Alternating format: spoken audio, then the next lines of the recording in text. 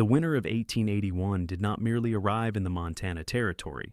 It descended with the weight of a divine judgment. It was a season that the elders of Blackwood Creek would speak of for decades. A winter where the snow fell not in flakes, but in heavy, suffocating curtains that erased the horizon and turned the world into a featureless void of white. The wind was a living, malevolent entity, howling down from the peaks of the Bitterroots, carrying ice shards that flayed exposed skin like the edge of a straight razor. Through this merciless, frozen purgatory, a solitary figure fought a losing battle against gravity. Elara Vance's dress, once a vibrant cornflower blue that matched her eyes, was now a stiff gray rag hanging from her emaciated frame. Her woolen shawl, threadbare and wholly inadequate against the sub-zero assault, offered no more protection than a spiderweb against a hurricane. Frost had woven itself into her dark, matted hair, turning her into a ghostly apparition. Her lips were cracked and stained a terrifying shade of violet, and her eyelashes were heavy with ice. She had lost the sensation in her feet hours ago. Now, her legs moved only by the sheer, stubborn mechanics of desperation. She had been walking since the first gray light of dawn, though in this swirling white abyss, time had lost all meaning. The people of Blackwood Creek had been thorough. Their cruelty was not the hot, sudden violence of a gunshot, but the slow, crushing weight of exclusion. The whispers had begun 6 months ago. A young widow, living alone on the edge of town, taking in laundry to survive. Then came the venom. Mrs. Higgins, the banker's wife, a woman whose piety was only exceeded by her malice, had cast the first stone. She claimed to have seen Elara enticing her husband. It was a lie, fabricated to cover Mr. Higgins' own wandering eye, but in a frontier town, a widow without protection was easy prey. Elara's reputation was dismantled with surgical precision. The final blow had landed yesterday. Her landlord, bowing to the pressure of the town's moral guardians, had evicted her. "Can't have your kind here, Mrs. Vance," he had mumbled, looking at his boots. "Bad for business." They gave her until sunset. No merchant would sell to her. No neighbor would look at her. She had become a ghost before she was even dead. Now, as the gray light of the afternoon began to bleed into the pitch black of night, Elara knew the end was near. Her body was no longer shivering.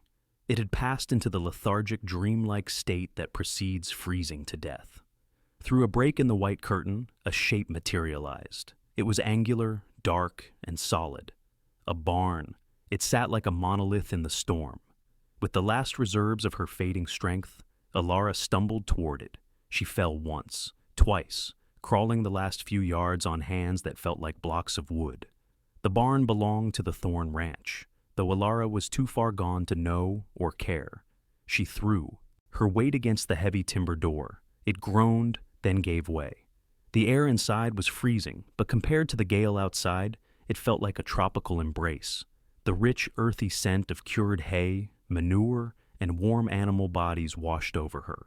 Horses shifted in the dark, their hooves thumping softly against the straw. Elara collapsed against the rough-hewn wall, her fingers fumbling uselessly to pull loose hay over her legs. Her mind began to fragment. She saw Julian, her husband, dead these 2 years from a fever that burned him up in 3 days. She saw the cradle she had never filled. She saw the Sunday dinners she would never cook. "It's peaceful here," she thought, her eyes fluttering shut. "The cold isn't so bad now. It's just sleep." Silas Thorne pulled the collar of his buffalo coat up until it met the brim of his hat. He was 36 years old, a man carved from the granite of the mountains he lived beneath. He had built this ranch from nothing but grit and a small inheritance, turning it into a fortress of solitude. The storm gnawed at him. His cattle were bunched in the lower valley, safe enough for now, but the horses needed checking. He pushed through the drifts, his lantern swinging wildly, casting chaotic shadows on the snow. He shoved the barn door open and stepped inside, stomping the snow from his boots. He lifted the lantern high and froze. There, crumpled against the far wall like a discarded doll, was a human shape. Silas's hand went to the colt on his hip instinctively. Drifters were common and not always friendly, but he stopped. The figure was too small, too still. He crossed the distance in 3 long strides, setting the lantern down on an overturned crate. It was a woman. "Jesus!" he hissed. He knelt, stripping off his heavy glove to touch her cheek. It was like touching marble. Her breath was a ghost of a thing, shallow and rattling. Her dress was frozen solid, encased in a shell of rime. "Ma'am?" Silas shook her shoulder. "Ma'am, wake up." No response. Her head lolled to the side. Silas had buried a wife and parents. He knew the look of death. She was teetering on the precipice. If he ran to the house for blankets and came back, she would likely be gone. If he tried to carry her, the wind outside might finish her off before they reached the porch. He made a choice. He scooped her up. She was terrifyingly light, a bundle of hollow bones and frozen fabric. He kicked the barn door open and lowered his head, charging into the white fury. The 50 yards to the main house felt like 50 miles. The wind screamed, trying to tear the burden from his arms, but Silas Thorne was not a man who yielded. He kicked his front door open and stumbled into the main room, kicking it shut behind him. The fire in the hearth was low. He laid her on the bearskin rug and frantically threw logs onto the embers, stoking them until they roared. But it wasn't enough. He stripped the frozen shawl from her, his hands shaking. Her skin was a terrifying gray-white. She wasn't shivering. The core heat was gone. He remembered the stories from the old trappers in the Yukon. When the cold gets into the marrow, blankets act like a coffin. They just trap the cold in. There was only one source of heat potent enough to reverse the process. Flesh. Living heat. It was improper. It was scandalous.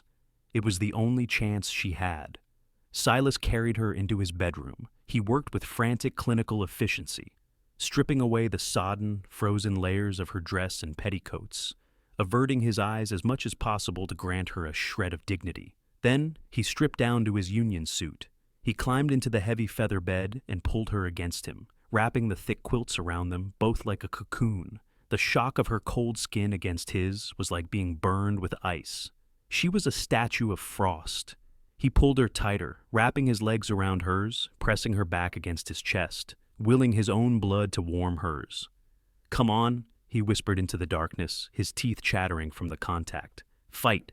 You have to fight." For an hour there was nothing, just the howling of the wind and the silence of the woman in his arms. Then a tremor. A small, violent shudder ran through her frame, then another. Her breathing hitched, deepened, and then she began to shake. Uncontrollable, violent convulsions as the blood began to flow again. It was the most beautiful thing Silas had ever felt. He held her through the night as the storm tried to dismantle the world outside. He didn't sleep. He simply held on to this stranger, becoming her anchor in the living world.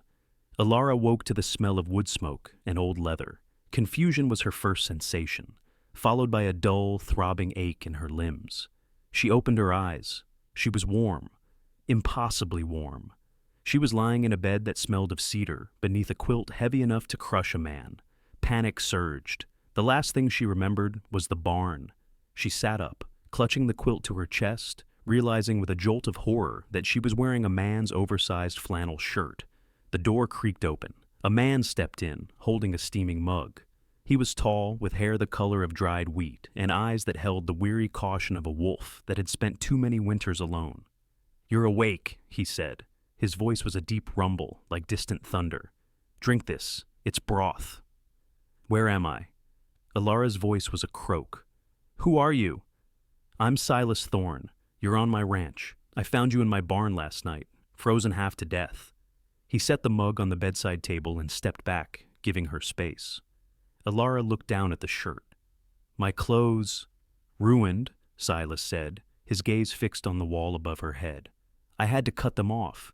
You were hypothermic, ma'am. The only way to warm you was direct heat. I did what was necessary to save your life, nothing more." The implication hung in the air. Elara flushed, shame burning her cheeks, but she looked at the man, really looked at him. There was no leering in his face, only a rigid stoic duty. He had saved her at the cost of propriety and was now clearly uncomfortable. "Thank you," she whispered. "Don't thank me yet." Silas turned to the window. "Storm's still blowing. You're stuck here for a few days." "I can't stay. If people know..." "People?" Silas turned back, a flash of anger in his eyes. "The people who drove a woman out into a blizzard? I don't give a damn what they think." "You know who I am?" "I know the gossip," Silas said. "Elara Vance. the widow the town decided to break. Blackwood Creek loves a scandal more than it loves God. Elara lowered her head. I should go. I'm bad luck, Mr. Thorne. You're alive, Mrs. Vance. Let's keep it that way. There are clothes in the trunk at the foot of the bed. My wife's, she won't be needing them. Widower. The word hung between them, a shared scar. Over the next 4 days, as the storm raged, a strange, quiet domesticity formed inside the snowbound cabin. Elara, once she regained her strength, refused to be idle. She took over the kitchen, transforming Silas's bachelor rations of salt pork and beans into meals that tasted of home. She mended the tears in his curtains. She scrubbed the floorboards. Silas watched her with a mixture of wariness and wonder. It had been 3 years since Clara died, 3 years of silence. Now there was the sound of humming in the kitchen, the scent of lavender from Clara's old clothes, the presence of life. One evening, as they sat by the fire, the silence broke. "Why were you leaving?" Silas asked, staring into the flames. "There was nothing left," Elara said, her needle pulling thread through his torn shirt. "They took my home, my work, my name. I thought I could make it to the train station in Helena, go west, California, maybe. Walking to Helena in November is suicide. Staying in Blackwood Creek was a slower kind of death." Silas looked at her. In the firelight, the hollows of her cheeks were filling in, her color returning. She was beautiful, not in the porcelain way of the town women, but in the way a willow tree is beautiful, bending, whipped by the wind, but unbroken. "You don't have to go to California," Silas said gruffly. "I need help here. The house, it's too much for one man. And come spring, the garden needs tending. I can't pay much, but it's room and board." Elara stopped sewing. "Mr. Thorne, people will talk. A man and a woman living alone. Let them talk. They already cast you out. And me? I've been the hermit of the hill for years. My reputation can handle a few more dents." "Just a housekeeper?" Elara asked, her eyes searching his. "Just a housekeeper," Silas nodded. "Strictly business." But as their eyes held, the crackle of the fire seemed to grow louder, masking the sound of 2 hearts beating a little faster than necessary. Winter loosened its grip reluctantly. By March, the snow had receded to patches of dirty white in the shadows of the pines. Elara had been at the Thorne Ranch for 4 months. The arrangement, born of survival, had blossomed into a partnership. They moved around each other with an easy rhythm. Silas taught her to shoot the Winchester rifle. "The West doesn't care if you're a lady, Elara. It only cares if you can aim." And she taught him how to laugh again, a rusty, unfamiliar sound that seemed to surprise him every time it escaped his chest. One afternoon, Silas called her to the corral. "I want you to meet someone," he said. Inside, a mare was nursing a spindly-legged foal. "This is Luna," Silas said softly, stroking the foal's nose. "Born this morning." Elara reached out, and the foal nuzzled her palm. "She's beautiful, Silas." "Clara always wanted to see this mare foal," Silas said, the grief in his voice softened by time. "She picked the sire, said he had kind eyes." Elara looked up at him. "She would be proud of what you've done here." Silas stepped closer, the air between them charged with static. He reached out, his calloused hand brushing a stray lock of hair from her forehead. "I'm not doing it alone anymore." It was a perilous moment, teetering on the edge of the promise they had made. Just business. Suddenly, the sound of hoofbeats shattered the mood. Silas spun around. A rider was approaching. Marcus Dill, the owner of the general store, flanked by 5 other men from town, the moral guardians. "Get inside," Silas ordered, his voice dropping to a growl. "No," Elara said, grabbing the Winchester from the porch rail. "I'm done hiding." The riders reined up in the yard. Marcus Dill spat tobacco juice into the mud. "Thorne," Dill called out. "We heard rumors, but we didn't want to believe 'em. You keeping this woman here?" "Mrs. Vance works for me," Silas said, stepping off the porch, his hand hovering near his Colt. "Works for you?" One of the other men, a drunkard named Purvis, laughed. "We know what kind of work she does. It's a stain on the community, Silas. We tolerate you being a recluse, but we won't tolerate a brothel on the edge of town." "You have 10 seconds to get off my land," Silas said, his voice terrifyingly calm. "Or I start digging graves." "You threatening us, Thorne?" Dill sneered. "There's 6 of us." "And I have a repeater," Elara's voice rang out. She leveled the Winchester, the barrel steady as a rock. "And unlike you, Mr. Dill, I don't drink before noon. I won't miss." The men recoiled. They hadn't expected the fallen woman to have teeth. "This ain't over," Dill snarled, wheeling his horse around. "You want to live like outlaws? Fine. Don't expect to buy feed in my store. Don't expect the bank to honor your credit. You're on your own." As they rode away, the silence crashed back down on the yard. Silas turned to Elara, his face pale. "They'll starve us out," he said. "They'll cut off our supplies." "Then we find another way," Elara said, lowering the rifle. "Elara," Silas stepped close, grabbing her shoulders. "They won't stop. They'll ruin you completely. You have to leave. I can give you money, a horse." "I'm not going anywhere," she said fiercely. "Why?" He shook her gently. "Why stay and fight a war that isn't yours?" "Because," she whispered, the truth bubbling up, undeniable. "Because for the first time in my life, I'm not lonely. Because you saved me. Because I think I love you, Silas Thorne." Silas stared at her, the walls of his fortress crumbling into dust. "You foolish woman," he groaned, and then he kissed her. It wasn't a tentative kiss. It was a collision of souls, desperate and hungry and full of the fire that had kept them alive through the winter. When they broke apart, Silas rested his forehead against hers. "Marry me." "Silas, you don't have to." "I want to. Tonight. We ride to the Spanish settlement. Father Miguel will do it. Let them try to run off my wife." They were married by candlelight in a small adobe chapel, with Mateo Vasquez, a local sheep rancher, as their witness. It was a simple union, sealed with a ring Silas had fashioned from a silver coin. But the marriage didn't stop the town. It enraged them. The boycott began in earnest. The general store refused Silas entry. The bank called in a loan early. The blacksmith claimed he was too busy to shoe Silas's horses. Summer turned into a grueling test of endurance. Silas and Elara worked themselves to the bone. Mateo Vasquez, seeing their plight and knowing the sting of prejudice himself, stepped in. He couldn't offer money, but he brought his cousins. They worked for shares of beef, forming a small, defiant community on the Thorne Ranch. Then came the fire. It happened in late August, the driest month. A torch thrown in the dead of night by a coward's hand. Elara woke to the screaming of horses. "Silas! The barn!" The structure was already a torch against the night sky. Silas didn't hesitate. He ran into the inferno. Elara filled buckets from the trough, dousing the walls of the house, screaming for Mateo. She saw Silas emerge, leading two terrified horses, his shirt smoking. He slapped their flanks, sending them running, and turned back. "No!" Elara screamed, grabbing his arm. "Don't go back in. Luna is still in there." He broke her grip and vanished into the smoke. Seconds ticked by, like hours. Then, a crash. A beam had fallen. Elara didn't think. She wrapped her wet shawl around her head and ran into the fire. The heat was physical, a hammer blow. She found Silas pinned under a heavy timber, his leg twisted at a sickening angle. "Leave me," he coughed, his face blackened with soot. "Shut up and push." Elara jammed her shoulder under the beam. She screamed with effort, every muscle in her body tearing. The beam shifted. Just an inch. It was enough. Silas dragged his leg free.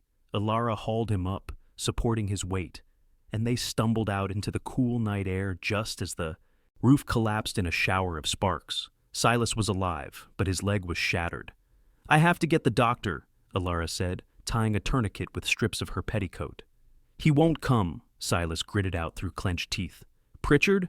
He's one of them." "He'll come," Elara said, her eyes cold as steel. "Or he'll die." She rode into town like a fury. She kicked down the doctor's door, leveling her Winchester at his chest before he could put on his spectacles. "My husband is dying," she said. "You are coming with me. Now, see here, Mrs. Thorne. You can explain your morals to God, Doctor. Move." Dr. Pritchard rode. He set the leg in silence, terrified by the woman who stood over him, smelling of smoke and vengeance. Silas was bedridden for weeks. The ranch should have collapsed. But Elara Vance, now Elara Thorne, had been forged in fire.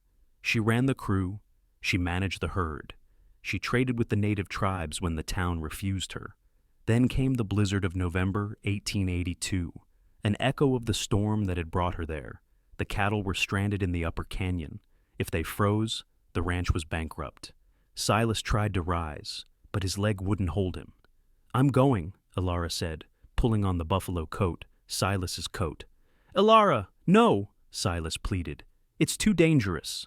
We lose the herd. We lose everything. I'll take Mateo." She rode out into the white blindness. For 2 days, they fought the elements, driving the herd down from the exposure of the canyon to the shelter of the valley. It was a feat of horsemanship and grit that veteran cowboys would have balked at. When they finally drove the lowing, frost-rimmed herd into the yard, Elara slid from her saddle and collapsed. She woke days later to a strange sound. Voices. Many voices. She struggled to the window. The yard was full of wagons. Sheriff Alden stood on the porch, talking to Silas. Behind him were the townspeople, not Dill and his cronies, but the others, the quiet ones, the baker, the school teacher, the wives who had secretly admired Elara's laundry. They were unloading lumber, sacks of flour, coffee. Elara limped out onto the porch. "What is this?" Sheriff Alden tipped his hat. "Mrs. Thorne, seems folks in town did some thinking. Watching you save your husband from that fire. Hearing about you saving this herd. Well, it's hard to call a woman immoral when she's got more grit than half the men in the territory." Mrs. Higgins, the banker's wife, stepped forward. She held a basket of preserves. Her face was red. "We were wrong," she said, her voice small. "We listened to hate instead of our own eyes. We heard your barn burn down. We're here to help raise a new one." It wasn't total forgiveness. There were still those like Dill who stayed away. But the fever had broken. The town had seen the truth. Christmas 1882 was clear and cold. The new barn, larger and stronger than the last, stood proud in the yard. Silas stood by the fireplace, his leg, stiff but functional, watching Elara read a letter. "It's from Ohio," she said, tears standing in her eyes. "Julian's sister. She says she's happy I found peace." Silas limped over and wrapped his arms around her waist, resting his chin on her shoulder. "You found more than peace, Elara." "Yes," she turned in his arms, pressing her hand to his chest. "I found a home." They looked out the window at the snow-covered valley. It was no longer a landscape of death, but a blank canvas, waiting for spring, waiting for the life they would build together. They had walked through the fire and the ice, and on the other side, they had found something unbreakable. If you enjoyed this journey to the Wild West, please give this video a thumbs up and share it with a friend who loves a good romance. And don't forget to subscribe to Dust and Legends for your weekly dose of frontier legends. Until next time, keep your powder dry and your heart open.